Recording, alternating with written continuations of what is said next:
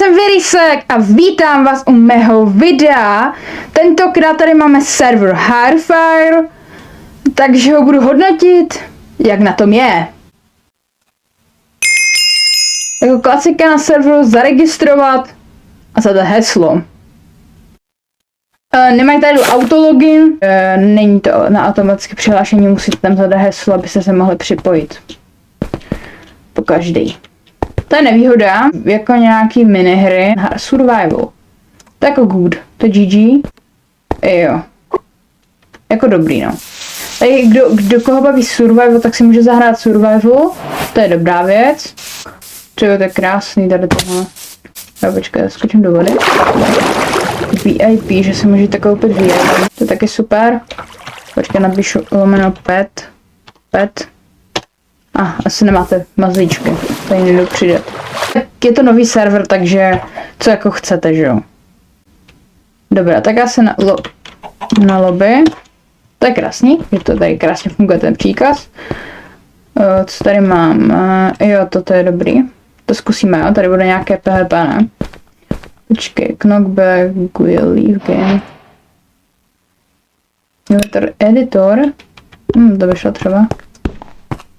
Kam tady jsou ty typci? A tady nikdo není zrovna, tak si nemůžeme zahrát minihru. Gameplay, kámo. To je hustý. Nikdo tady není. Jo. Nikdo tady zatím nehraje. Jako dobrý minihry. A tohle z čeho jsou dobrý minihry. A bude potom již brzy. PvP Tower. Jo, tak to bude dobrý tady potom. Dobré. Jdu hodnotit teda server. Je krásný plusový bod. Dobré vylepšení, funguje lobby. A že to přihlášení, no. Dobré, to ještě nějak trošku přivřu očičko. Je to nový server, takže tak. Pěkné minihry. Pěkné lobby. Můžete zahrát survival. Cokoliv. Jo? Jo, já tomu dám 9 z 10. Je to skvělý. Líbí se mi to tady, budu tady hrát. Takže já se s vámi loučím. Mějte se krásně. A ahoj. Uvidíme se u dalšího videa. Jestli se vám video líbilo, dejte like. Budu moc ráda. A když už, můžete dát i odběr. Podporujete moji tvorbu, je to zdarma.